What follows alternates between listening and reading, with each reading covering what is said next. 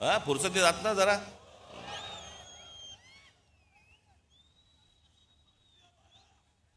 काय उद्या 12 वाजे मी एकट्याने भाषण करत बसायचं? तुला काय बसून ऐकायला?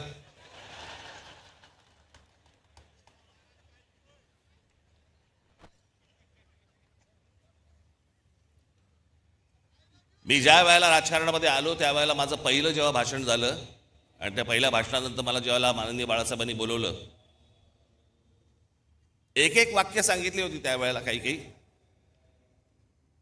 जसं स्क्रू फिट व्हावा ना तशी आतमध्ये गेली ती वाक्य. त्यावेळेला त्यांनी मला सांगितलं होतं की भाषण जेव्हा करशील तेव्हा एक गोष्ट लक्षात ठेव, काय बोललो याला महत्व नाही, आज तू येऊन त्यांना काय दिलंस याला महत्व आहे. समोरच्यांना विचार करायला काय दिलंस. आणि मी नेहमी एक भाषण करताना माझ्यावरती एक मानसिक दडपण पण असतं की मी आज काय तुम्हाला देऊ, काय सांगू तुम्हाला, नवीन काय देऊ ज्याच्यातनं तुम्ही विचार करायला लागाल.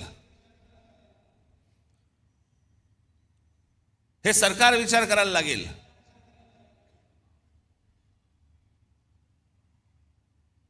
पण आज तुम्हाला सगळ्यांना, देशालाच अख्ख्या करमणुकीमध्ये गुंतवून ठेवले. करमणुकीमध्ये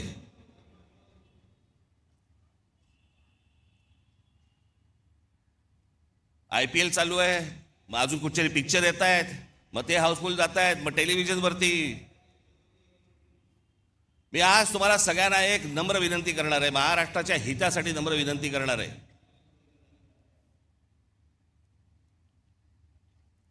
पहिल्यांदा त्या मोबाईल फोनच्या इंस्टाग्राममधनं बाहेर या.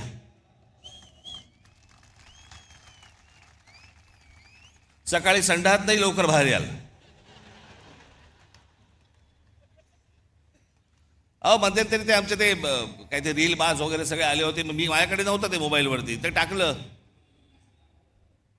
ते गुंतायला होतं त्याच्यात. मी मागे म्हटलं होतं ना, ते डान्स बार बंद झाले ना त्याची लक्षणं आहेत ती. तिकडे ते बंद झालं, इथे मोबाईलवर सुरू झालं.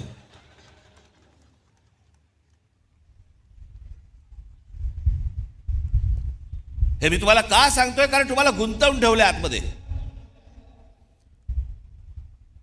तुम्हाला ह्या सगळ्या करमणुकी आणि या सगळ्या गोष्टींमध्ये गुंतवून ठेवायचं आणि सरकारला तुम्ही प्रश्न नाही विचारायचे. सरकारला तुम्ही प्रश्नच विचारता कामा नयेत.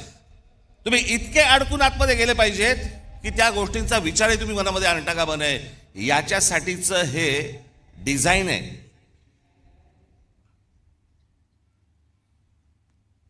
हे फक्त भारतात सुरू नाही आहे, जगभर सुरू आहे की सरकारांना प्रश्नच विचारू नयेत आणि तुम्ही अडकून राहावं.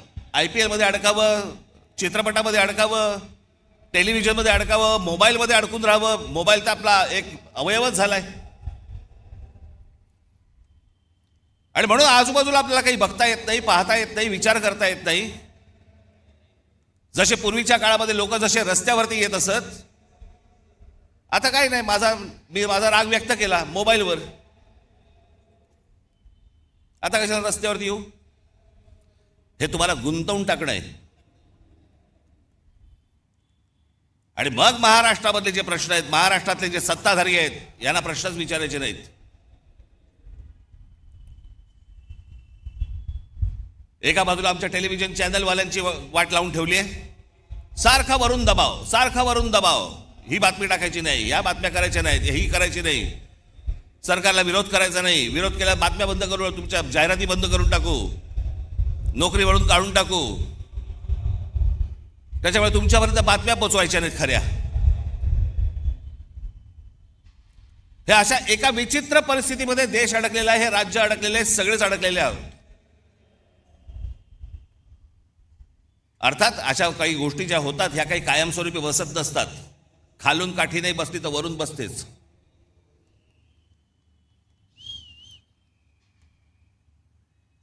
पण ह्या सतत गोष्टी मी तुम्हाला सतत का सांगतोय, ह्या डोक्यात ठेवल्या पाहिजेत तुम्ही.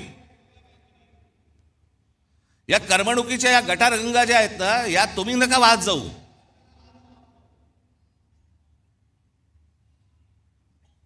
उद्या काय आपल्या आजूबाजूचं निघून गेलंय ना, कळणार पण नाही, थांग पत्ता पण लागणार नाही तुम्हाला.